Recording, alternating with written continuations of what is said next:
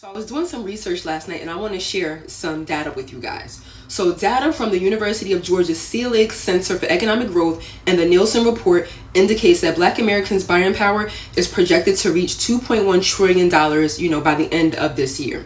So if Black Americans were to establish an independent nation with an economy, our hypothetical country would instantly debut as a global economic superpower. Now, a foundational Black American. My family has been here, for over 400 years, essentially.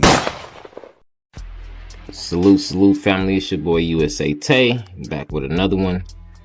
And this video right here came across my timeline. It was a young lady with receipts talking about Black American spending power and where it's projected to be by the end of the year, comparing that to if we were a country. And I thought this was very interesting, amidst the boycotts and the blackouts rather that we've been doing the last few months.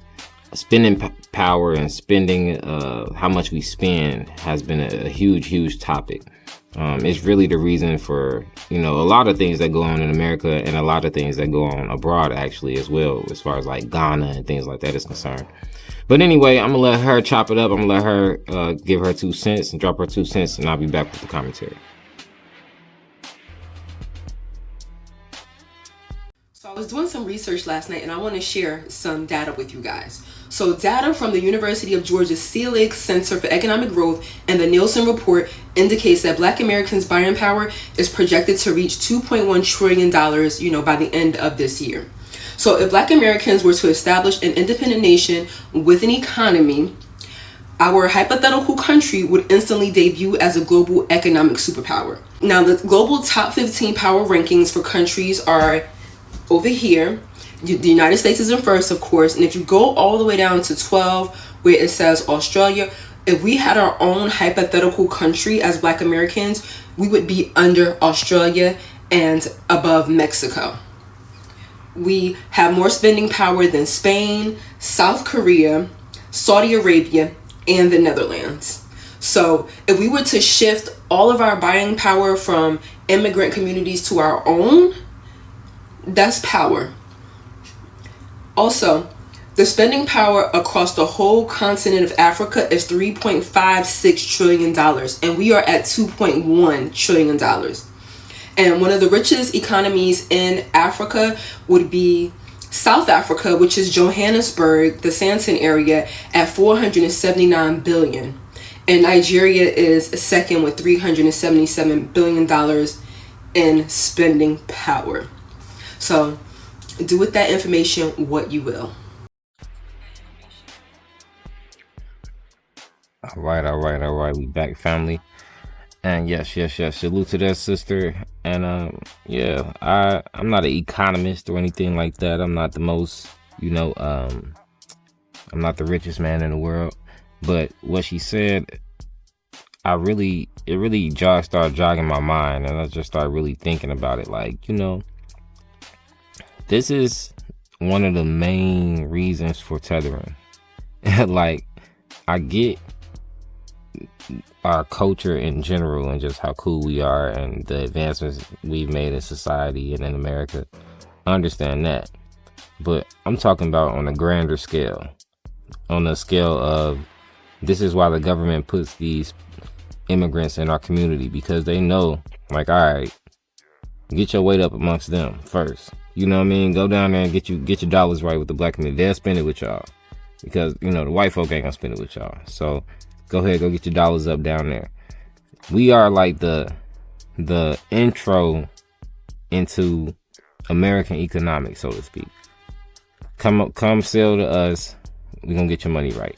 That is why everybody that markets to us spend millions and millions and millions of dollars marketing to us, because they know they're gonna get their money back. And I'm not one of those people that say we need to stop buying shoes and clothes and cars, man. Buy whatever the hell you want. But I do believe that, especially nowadays, with us becoming more financially savvy, we will start getting attacked more by different entities, because one of the main sources and reasons for their leeching and their tethering is our dollar. And, I wouldn't be surprised if they try to make it illegal for us to not spend money, you know, with these immigrants, you know, in some way, shape, or form, or make it like some type of hate crime if you don't want to shop with them, you know. And I wouldn't, man. We live in a crazy society, man, and the crazier things have happened. But you know, this just definitely jogging my mind a little bit, and I'll just start thinking about countries like Ghana. And we already know that the main thing they want is access to reparations and access to our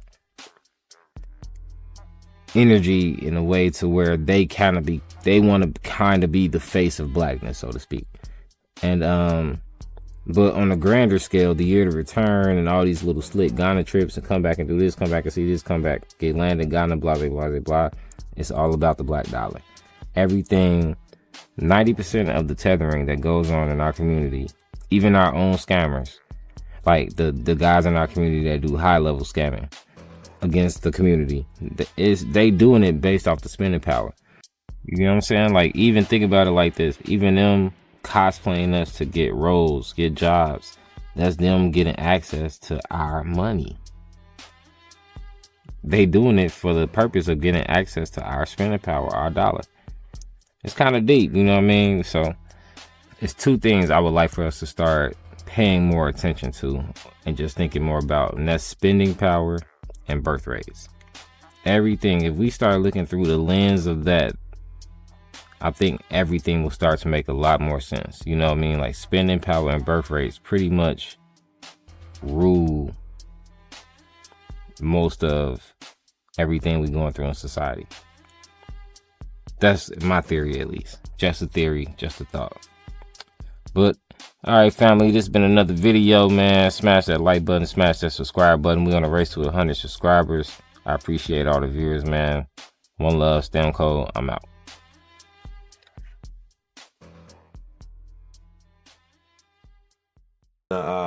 A foundational Black American. You know, my family has been here, you know, for over 400 years, essentially.